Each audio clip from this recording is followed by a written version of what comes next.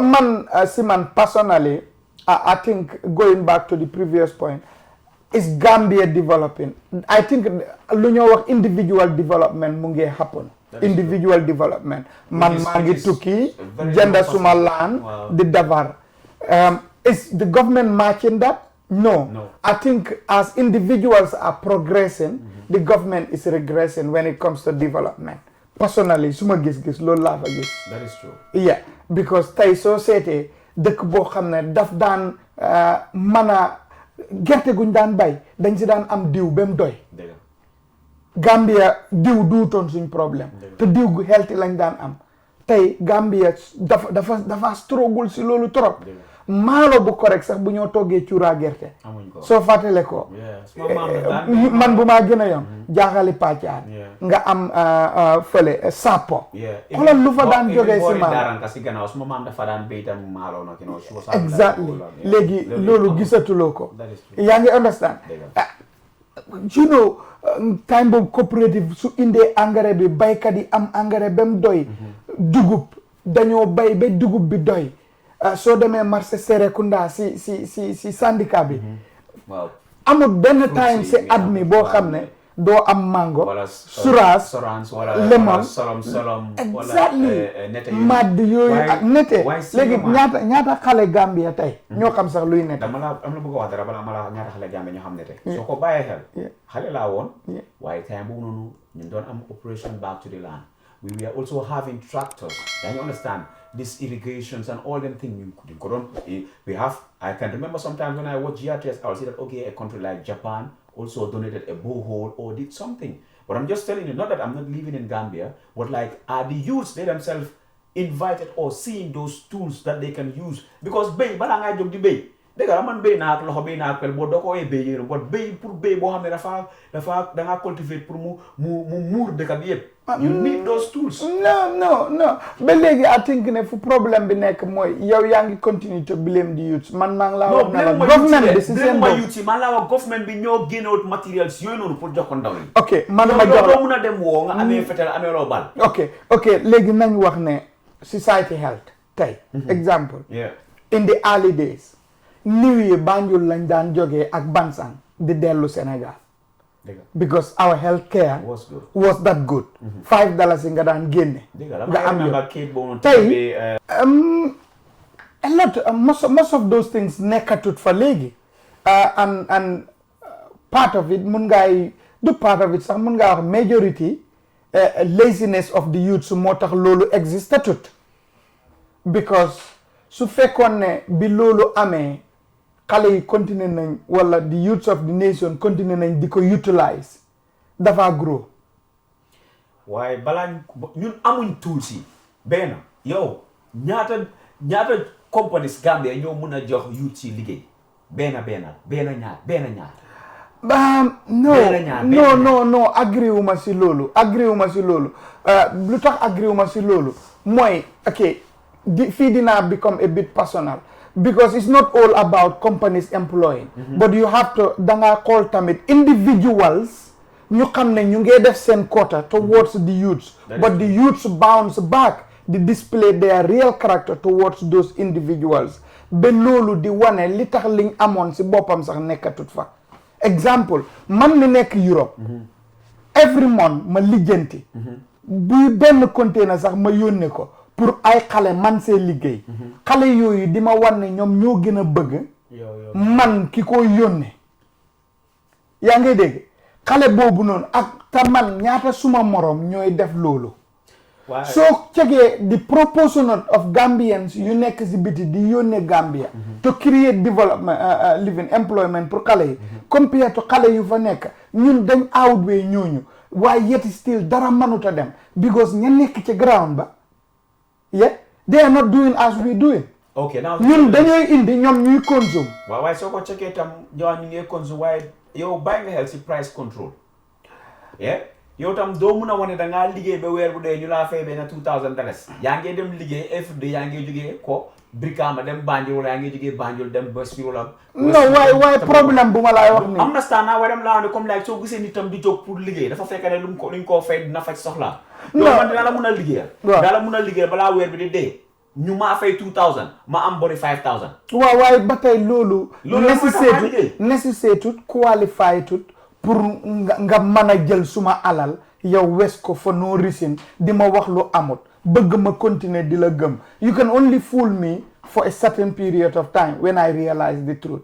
And in all honesty, Gambian youth su fekkee dëgg rek la nit di wax, they have a big problem to tackle and they need to change their mindset. Mooy nit ki su indee benn pour jox la ko pour ngeen liggéey si fexeel loolu mu nekk ñaar nga jëriñu si mu jëriñu si waaye doo ko wan ko yaa ko gën a bëgg loolu. Tey amul kenn ku nekk si Europe fii ku la mënut a explainal ne yónnee na nangam loo xam ne could have been developed te bu mu ko yóbboo moromam yim daan àndat friends ami si ñoom la invest loolu but at the end dafay màtt baaraamam di kool ñooñu di saaga. waaw loolu dëgg la waaye. amis te kooku noonu waxuma la fay de daf dee fay ñooñu ba pare di génne di leen dimbale yet still ñu ko jaaree si gannaaw di ko di jastankam individuals ba pare xaw nga fu mu nekk nii tam ñun duñ mën a wax ne ok the people living in the diaspora ñu ngi contribute but like doo ko mën a xool ne ñoom kese ñoo mën a contribute Gambia like the saying goes charity begins at home. non duma d'accord si ne individuals xam nga lu tax duma d'accord si loolu. Individuals collectively makes a nation. And man fu ma toog nii mun naa laa konteel 6 to 7 businessmen yoo xam ne as we speak they are about to give up. te kenn xaaral rek kenn taxul ñu bëgg a give up lu dul youth si Gambia seen attitude towards work. Okay, now if you are saying those attitudes that you are saying that are causing the constraint boo xam ne gars yi ñu ngi bëgg a give up seen businesses ak seen work. Every business have ethics. I understand. Your lady, the people who are trying to give them those works.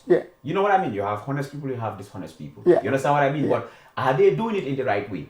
Are they paying tax? Fatlekul ngane yow amna sa workers yo xamne.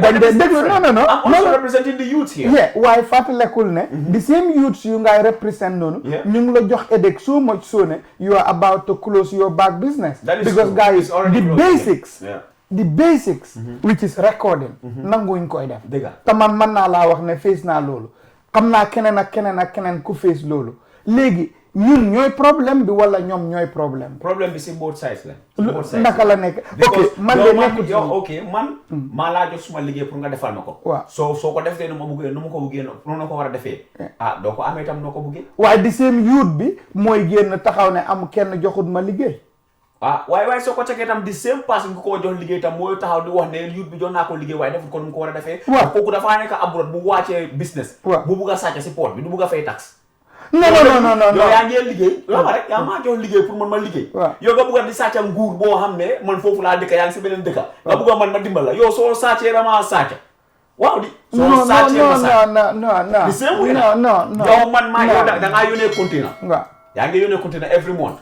waaye man awma de ability pour ma sàcc nguur gi de. moo la yow am nga noo yónnee benn ñaar ñetti container am nga xam nga ku la ko wàcceel Gambia GRA yi yow xam nga loolu xam nga fa kenn wala xam nga fa ñaari nit loolu du ñàkk. xam nga fa benn agent xam nga fa ñaari agent. non am naa normal career agent. am nga normal career agent. yow soo ma waxee. sa first container boo wàccee. ñaata nga fay ak sa container boo wàccee nii price bi dafa different. Why loolu is nothing to do at man. But it's all no. It started somewhere. No. The Sacha Dalasi Masaka million example la understand. Two wrongs can never be and make it right. Which is true, but if you that individual, I am being employed as your worker, I'm working for you. From that $1 million, you want to pay me only a 2,000. Okay, legi. How much quarter is that from that? Legi ma ñëw. Ma jox la exemple. Am naa nit wala xam naa nit. Okay, mu ubbi business boo xam ne imported in the Gambia dara exported out of Gambia dara. The whole business operates within Gambia. Moom mu set up business am bi salary scale am bi man xam naa ko. Very decent. Yaa ngi dégg. Ba pare mu bàyyi business bi in the hands of ñu ko doon run ne leen seen earning pour mu increase is upon you. You people, luñ mujjee def mooy ñu rek business bi to the tune of $4 million.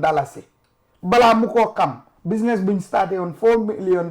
balaa mu koo xam $250,000 moo fa des. léegi justifial ma ñooñu xaalis buñ doon sàcc noonu xam nga wax nga ne ma one for one like gars yi di def mooy man dama dee sàcc government bi moo tax suma liggéeykat yi di ma sàcc non waaw exemple waaw in this context ñoom lan mooy seen defense xale yooyu noonu yow léegi yow as a business owner yow doo mun a jël sa business rek nga bàyyee ko ni mu ronal la ko non waxuma la daf leen ko bàyyee non waaw dama la jox non mu ngi doon déedéet daf ne lii mooy seen basic salary $10,000 each why you can develop it more to 12 13 14 based on the more clients come in and for clients to come in ñoom they have to go out there ñu indi client ñoom seen ñàkkaa def loolu moo tax business bi nekkul di am client yu war a am waaye ñoom ñu ngi continuer di sàcc si business bi te ba tey seen basic salary scale bi is maintained. waaye léegi man su ma doon wax daal xam naa ne that is the wrong side moo tax ma la ne you have honest and dishonest people. don't get me wrong. yow léegi baalal ma rek balaa ngaa toon wax ma benn Gambian bu nekk si Europe gi set up business in the Gambia jox ko ay xale ñu ko ronal te nga ne ma is a successful businessman dugal ma Angleterre Germany Sweden Denmark Norway America wax ma ne ma diw mu ngi England dafay yónnee te business am ba is successful and is run by Gambian youths wax ma kan la. Why don't you cannot just generalize to Gambian because some of the people that you employ are even above 40 years old. No. Here we are talking about Gambian youths. Kan la ban businessman nga tam ko successful. To be honest, right now I'll be very very honest to you. I cannot name any. Most of the people that I know are all victims too. Kañ nga gis container yi commencé wàcc Gambia yow ba nga juddoo ba tey du da nga gis container di wàcc Gambia moto yi di wàcc Gambia xam nga ñaata million ñoo dee dugg Gambia on a yearly basis on money remittance bari na dëgg last year xam nga ñaata moo dugg Gambia non checkuma ko last year $520 million la Gambians in the diaspora sent to Gambia through the right channel. We're not talking about the black market.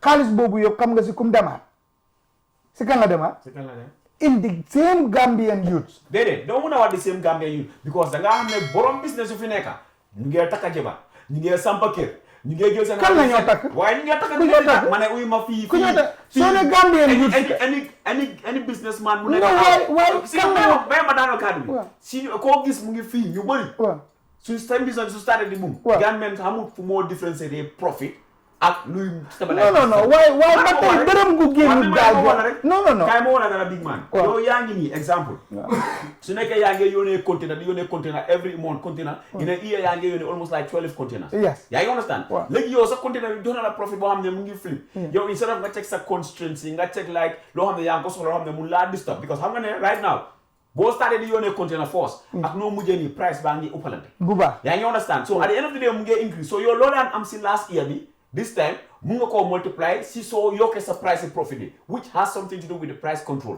but I'll come back to your question again loo nekk na pour bul foog ne maa ngi out of topic but at the same way yow yaa ngi am profit bu ndaw balaa ngay xaalis boo nekk di make du foog nga war a sampee sa kër xaalis boo make because yow yaa ngi yàkkamti yow xam lu xaarloo sa business bi ba tey you are not seeing the bigger picture I just want you to understand something because that one you cannot blame it on the Gambian youth too we have to be very honest it is in the Gambian youth but let me tell you something yow nga takka jabar wala nga sampa beneen kii no you are missing the point okay example man tey bi ma block pour sampa suma kër exemple laa jox saa yu ma joxee pour ñu dem jëndali ma ciment ñu ne ma bag is 420 kana ma wax loolu kudut a Gambian youth waaye yow confirm nga fu ñu koo jëndee ñaata la no xam nga we are talking about working collaboratively man maa la nekkal fii yow yaa ma nekkal fële dama la fay ba pare balaa ma laa yónni pour nga jëndali ma ciment bi léegi yow man lijjanti naa price bi wala lijjantiwuma ko yow lu si sa yoon yow dafa am lu la war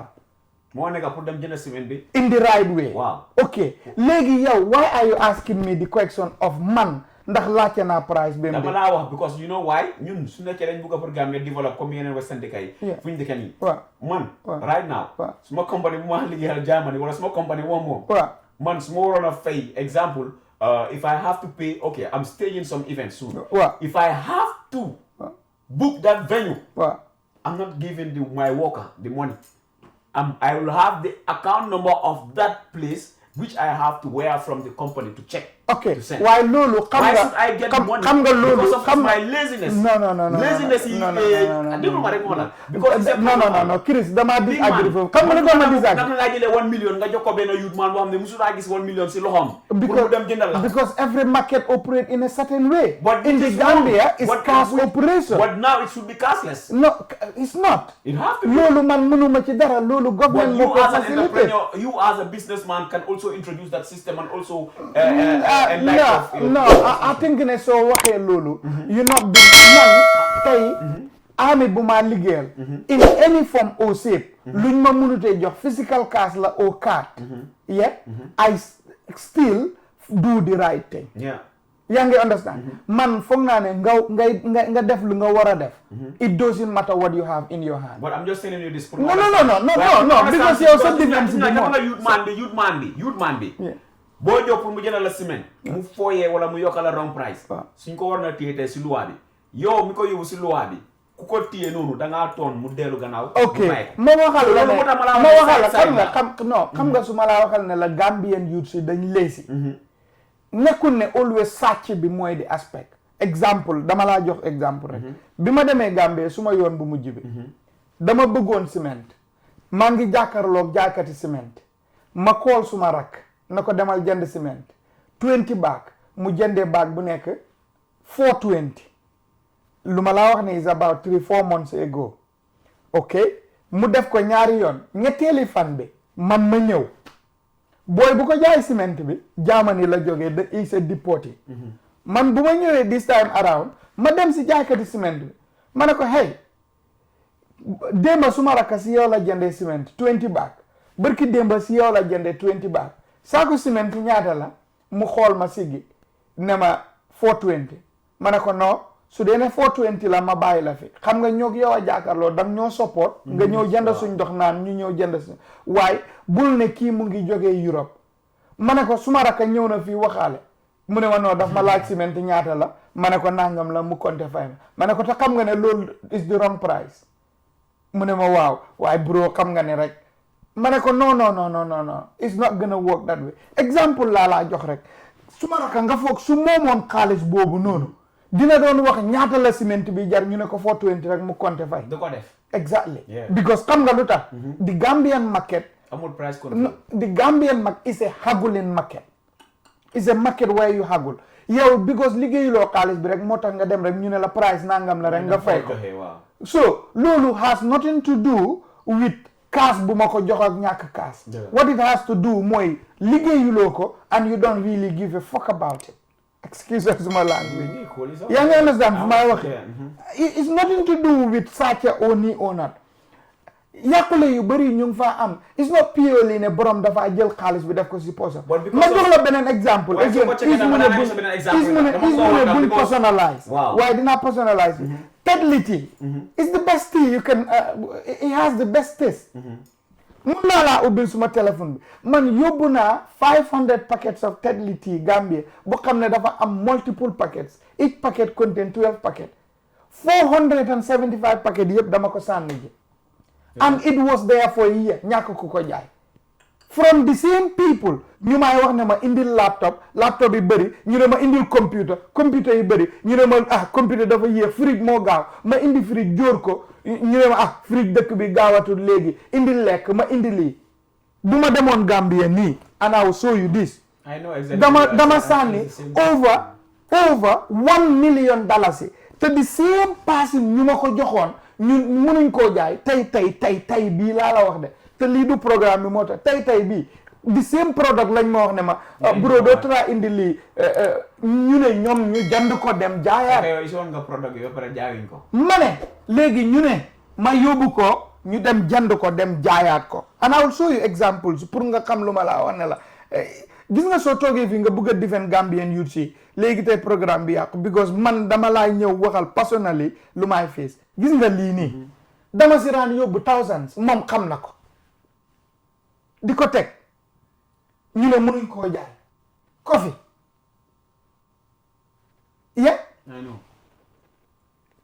ma wan la vidéo boo xam ne ma dem taxaw bagage yu expire yooyu noonu ma joxal la story bu gën a daw yaram a Senegalese 19-year-old boy ñëw taxaw suma buntu bitik bi si April bu ma demoon nii ak pick-up ne ma sa bagage yu expire yi laa bëgg nga jaay ma.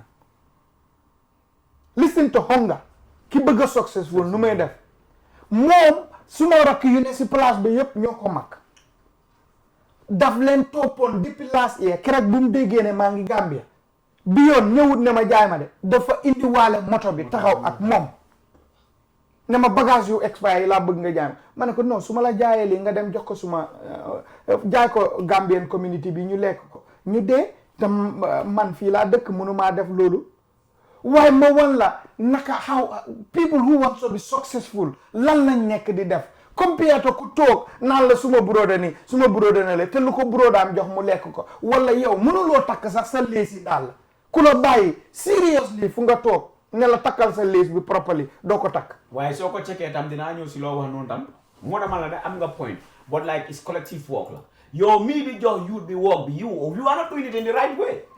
blame bi sax da nga war a xool sa bopp njëkk balaa ngaa blame that individual. léegi lan laa deful right. loolu deful right moo nekk ne sa work bi amul ethics. there is no protocol attached to it. yow mii yooni sa own raka pour mu dem jëndal la saako ciment yooyu noonu. bu mu ñëwee jox na la receipt ak invoice. waaw jox na la invoice. waaw léegi kon loolu la ko war a jëndee kon su nekk kon yow yaa war a xam ne comme naka nga xamee ne price bu amut. No, you are making the... No, I'm not making because I understand this. Because demand na the same guy. Demand na the same guy. Boko na li moy price dum la tontu mu ne la waaw. Dede mu ne ma. Sa waji waxale wut da ma laaj ma wax ko suma first price. Hagulen ma kenn. Waaw but understand na because of sa brother bi xam na ne mom liggéewut ko. No. Bëgguma ñu émalé ko suma brother bi. Dama la bëggoon I'm just showing you an example. Let's go back. Yow lu tax nga ñëwoon pour dimbale ma ci suma drink bi. Foog nga ne su fekkoon ne te lu ma laa wax nii isaat ne ñu ngi ko personnalize si man waaye the same problème bu ma doon face moom la beneen borom store ak beneen doon face yow drink bu ma yóbbu woon Gambia foog nga ne energy drink gën na ko no soo ko taay bee bu gën it's very healthy as well. Do you know ne drink boobu 75% bi yëpp ñun dañ ko mujj sànni. Oh, that's sad. But like so check it as it's an international known brand. But I'm just telling you this, senior man. So check them. Yo, you cannot only bring your product there and just give it to anybody. You also have to look for the right people to do that work. These are also the but I want you to tell me who are the right people. The right people because your employment, it comes with a CV. Yeah, you cannot want a marketing manager. Okay. You go and employ somebody. Okay, like balal ma wax la luy suma frustration. Tam nga wax nga mane so ko indee danga ko war a jox the right people. Man here I am a merchandise business guy. That is true, yeah. I deal with grocery. Mun naa laa wax suma ñaari xarit yoo xam ne ñëpp they are in the bureau de change. Ok mun naa laa wax suma third friend bi moom si caméra installation lii nii la nekkoon. yaa ngi understand ma wax la suma beneen friend bi moom si transport industry bi la nekkoon. Tey ñooñu ñëpp ku nekk ñëwaat nga wax ma ba saaga ndey sa rakk boo bokkal ndey ak baay because nuñ la traité kon man fan laa mën a jëlee ji di right people. Because the problem moo nekk ne sa rakk is not the right person. Yow sa rakk yaa ngi ko jox pour mu defal la marketing. waaye ñoom nag seen rakk yi. seen rakk yi itam ñoom ñoo def di seen fault because man. mu am léegi Chris dinaa la pousse si kono balaa nga pousse si kono man maa war a njëkk a taxaw di la te pour ma egga foofu mooy nekk ne senior man moo nekk ne man suma raka bu jigéen professional nurse la man ma isi suma moto yu maa jaay Gambia ma dem jël ko jox ko suma raka ku nekk nurse man kan moo def mistake bi non ok léegi answer suma question kan moo def mistake bi yow ok good muy yow sa fault waat pour nga ko because yow laa nekk jël exemple waaw xam nga fii waxuñ an individual. I'm just saying you because you know what I have to do, senior man. Me as a businessman, a business person, if I put any product into any country or into any department, I have to make sure that I'm dealing with the right people who can sell it. No, but that defeat the whole purpose of Lunga Njakono. But it's also crazy. Yow mi demoon Gambia. Gis ñoo xam ne óolu nga leen ba nga gëm ne yow yaane ma ci suñu start ni wax yaane ma some of them their business they studied business management that is true, yeah ba ñu am qualification bi ñëw ñu ne la pare nañ nga vet leen ci seen CV I never vet them. I knew that they have studied. Okay. They got the requirements. But I've never. It's just like okay. Chris ma laaj la. No, man Gambia laa jógee. Su man am naa collègues yoo xam ne ñu ngi si lopitaan bi ñu ngi si banque yi te xam naa ne man time bu ma doon nekk. xaaral ma laaj la dara. Okay, laaj ma. Yow, we are talking about Gambian youths. In everything you do, you can average. That's true. Now, yow xam naa la sa business bi dafa fail based on youths yi nga fa tegoon nangu ñoo def li nga leen sant. nekkul si youths yi kese am na sama business yu fail yoo xam ne koto yi la tam. waaye ba tey rek d'accord ñu fa nekk ñoo gën a rob. man sama business bi dafa fail. Wow. Because of youths yu ma fa teg. Man xam naa 10 businessmen laa xam. ñoom ñëpp kenn successful ñoom ñëpp Gambian youths yu la ñu léegi. kon naka laay sample ne there are other better Gambian youths there than ñii. Okay. Because mënuloo maa wax ne man suma ños bokkuñ ci Gambian youths. they are part of it ñi ma xam yëpp they are part of the Gambian youths. Ismaila man sonn naa nag. yaa ngi dégg lu ma la. yaa ngi dégg lu ma la. te ñii ñëpp am bin genuine. ñii ñëpp kenn xam nga keneen ki lan la rakam bi def. dafa moom moo jënd kër 1 million. kër buñ half bin. mu may ko rakkam ba pare na ko dinaa eggali kër bi mu eggali kër bi billaay walaay talaay mu toog Facebook gis nga today is life is so funny mu toog Facebook benn maçon sampal rakkam utaas second story building ne gis nga lii maa ngi ko sampa taax bi comme di jaay liggéeyam moom maçon bi waaye mu dem ba mention turi ki mu ko sampal ne diw laa sampal lii moom lii post ko Facebook ndeke moom fere ni magi paako bi la paako bi jot si vidéo bi suma rakk fu mu amee xaalis buñ ko quantifié $6 million si la booy bi jëndee kër googu noonu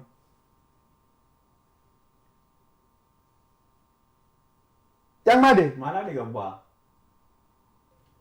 And now sometimes the problem is like most people are not also content. suma doomi nijaay si kaw gi la juddoo yaroo fa ma ne ko ma jënd nag jox la mu ne ma noo lebal ma $450,000 ma dem Germany amul nag demut Germany léegi dafa lazy wala lazy no that doo ko mën a tollale si affaire lazy because moom mu ngi gis ne yow mi nekk Angleterre ak kenn ku nekk Germany moo ko mën a lebal 400 boobu balaa ko lebal 400 boobu noonu moom tam mu dem mu am ko. moo tax sa bilang mi nga war koy génne.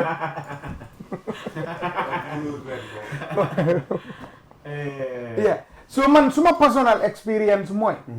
In all honesty, we can change things.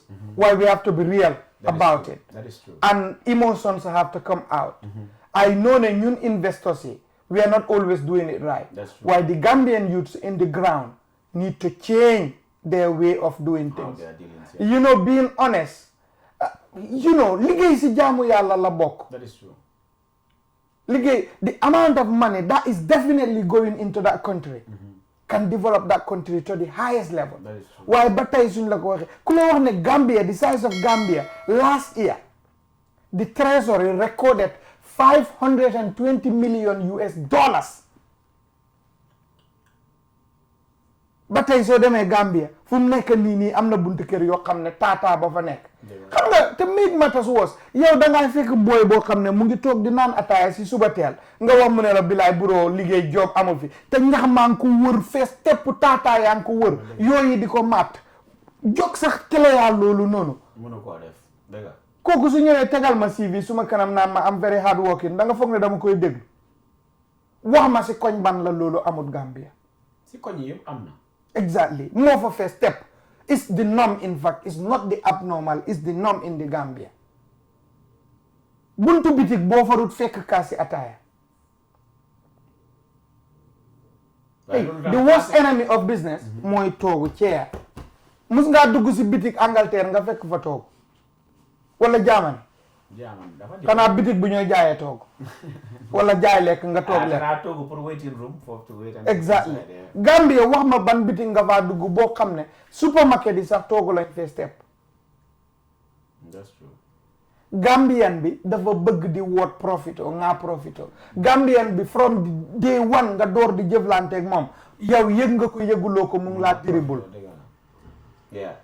It's when you detect it. But the thing is like before you detect it, the thing is like I said earlier too, is the way of doing things too. But at the same time too, you're a business person, you're that entrepreneur, you're that individual trying to put that, change this stuff and build it in a proper way. You're in the right way. No. Why you have to understand that man more for emot. Gis nga nar yi ko fa am muy successful. Because dañ am the capital. Man ak yow mi xamne ci suñ 9 to 5 job bi ci la ñoo liggéenté lu ñoo jënd. We cannot equally be physically there overseeing the business. That is true. Man toog naa over a period of 6 months ma defar every single template boo xam ne gis naa test ko di ko use as an operating template ma defar ko mu nekk 45 templates ma yónnee ko Gambia electronically yónnee fa printer yónnee fa computer yu dul jeex ba tey musuñ see use benn. I have conducted sessions of training. But why don't you require it? Because at the end of the day, you require nga ko. Require na ko mo dam baña dox ma bay. Thank you. Wow, you legi require dina dox. It's right. Yeah. To be honest, let's call a spade a spade. Yeah. I totally agree with what you were saying. We as the youth as well to know what a change because like so gisee yeneen dëkk yi nit yi bu ko fa dem because of seen doomi réew yaa ko liggéey tam. Just to be very honest and jovial, but at the same time, we also have to also be fair because at the end of the day, you don't expect man legal. I'm getting that. No, Chris. Gambian youths have it easier than any other youths. Man, gis. But what I want to proportionately, the Gambians. But what I want you to understand is like for you to understand, so fair as a star. Do you normally pay tax, or do they pay tax? In Ghana. No, just be honest. Yes. They pay tax. Yeah. How do you do your payments? Your tax payments? They come to collect tax. They come and value my business. The tax is the wrong way. People don't come to collect tax. No, but that's the process. This is why we, the people, trying to. I go to GRA. We have to show them. I have been to GRA several times to pay my tax. Yeah.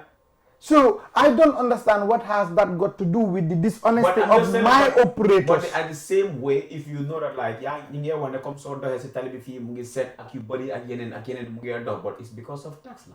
Yeah, why man? I'm not the one implementing the tax policies. You are not, I'm only abiding by the. But you as an employee, do you have insurance for your workers? Instead, if they are sick, can they also go to the hospitals to also claim that? Yes. Yeah. Man, I don't have an insurance as an individual for them. But kuma call nema suma bob bi dafa metti manela ubil safe bi jël 1500 dem so loy def nonu moy tax every month nga am ñaar wala ñet ñi xamne dañ am but that's the facility that's available. That is wrong. No, why man, I'm not the one that should bring a different facility. You as a business person, you should come No. Come the fini sula Tesco the file insurance as a health policy insurance is because dafa am fuñ ko mëna fayé and when the services are required is delivered. That is true. Gambia amul lolu.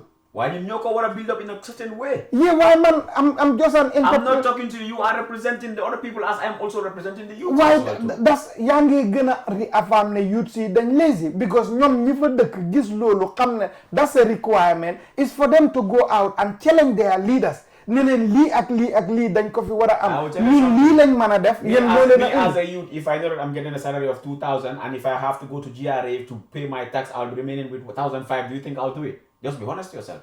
Even yow mi nekk Angleterre fii yow nga doon liggéey nga war a dem fay tax ñu ne la yow yaa ko war a dem defin sa bopp doo ko def. No, because man. Wow, you're missing the point. No, I understood the point, but I want you also to understand that we can also, it's collective work la. Nekkul benn nit moo ko def. You as the business person, you are doing your business to gain profit and to make it, not so. Because nobody wants to start a business or an investor at the end of the day yaa ngi dem minus. Kenn bëggu ko. No.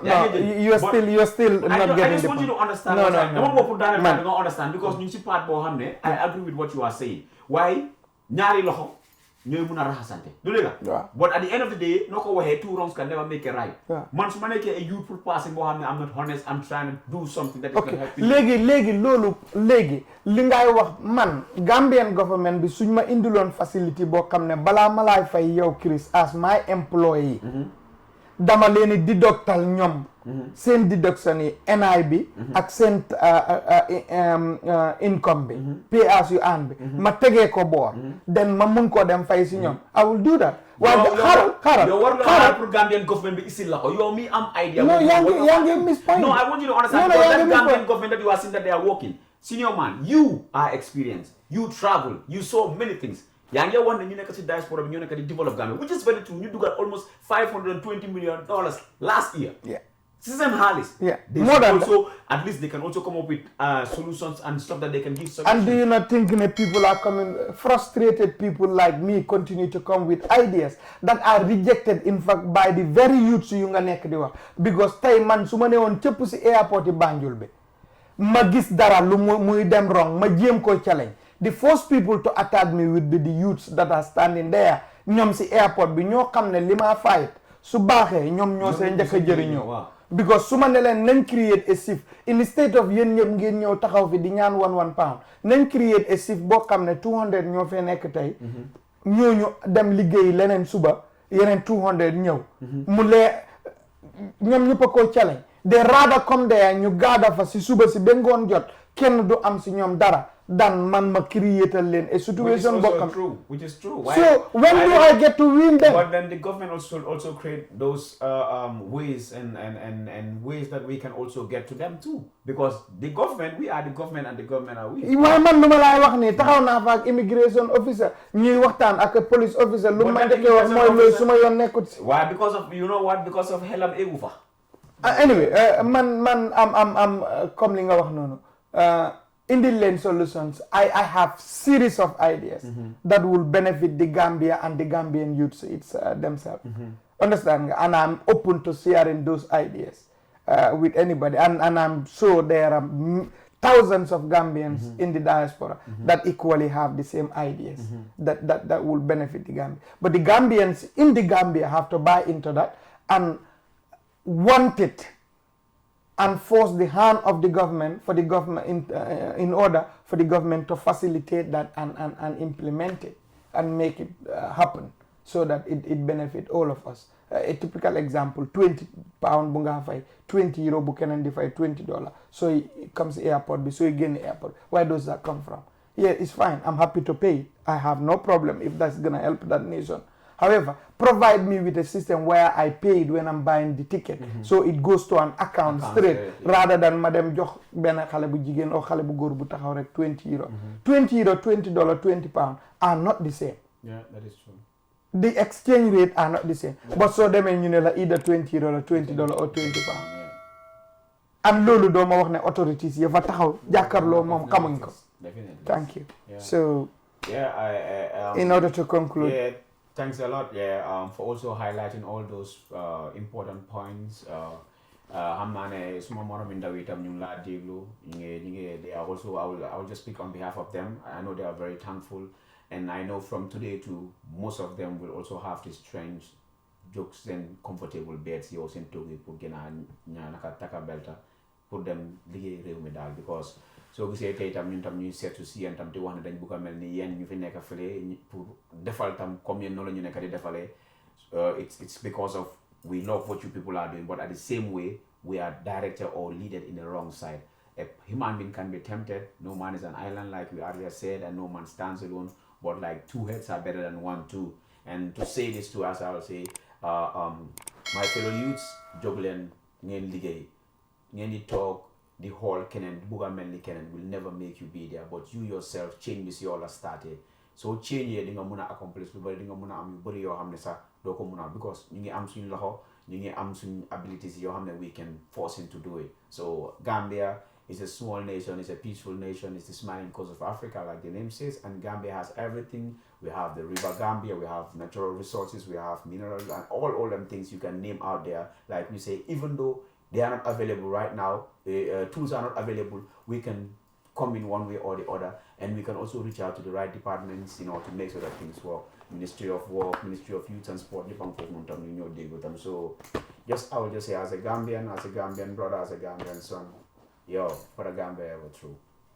Luma si bëggoon a yokka rek mooy luma bëgg a Gambian youth si understand mooy ki jógee diaspora ñëw di la indil few points ñëwut pour criticize la xeebut la moo tax mu wax lu moo wax oo daf la gën waaye dafa am lu mu gis si biti te gis ko mu faa wook and is benefiting ña koo jëriñoo loolu la bugg a indi maybe léegi-léegi ñu ñëw ak idea yoo xam ne di way we put them across dang si dee teel a gis sa boppa waaye ñun kenn du ñëw Gambia pour saboter Gambia ndax ku jóg dagg ticket dellu ba Gambia da nga proud to be Gambian da nga proud of Gambia moo tax nga dellu fa kon doo dem di saboter dëkk ba waaye soo gisee process yoo xam ne nag yaa ngi continuer di advocate pour ñu change ko for the greater good and you continue to see the same thing you will be frustrated and nit ki soo frustrated you have no other option but to vent your anger and explain it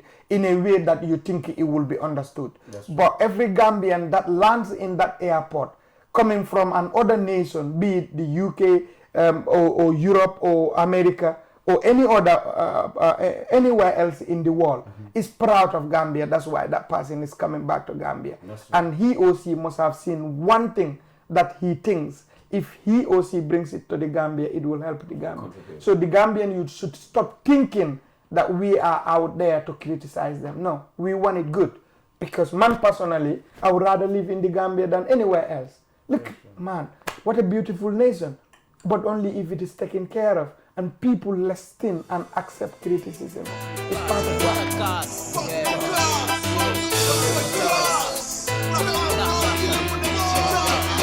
Comme fleuve foo koy dugal na doon fu leew bul ko dugal ci politics rendi nag tooga benn ji dëkk di xew bul ci campagne pour ñu sànni la nga xew njiiti Afrique yëpp jël nañ comme réew dugal ko seen poos mu doon seen boss ñuy aat boss ku àndut ak ñoom doo noos moo tax président buñ fi coup d'état ñu bataxal ay millions yu mu sàcca kenn mënut a compter ñaata billion la moomu di sàcca sani Abacha deena bu mu loolu dem ñaata la yóbbuwaale léegi fii ci Gambia ñu bëgg maa gom loo ne ak foo ko takkee foofu lay lekkee léegi xal yu amul fu ñu takkee ñu kar seen ni naka la mooy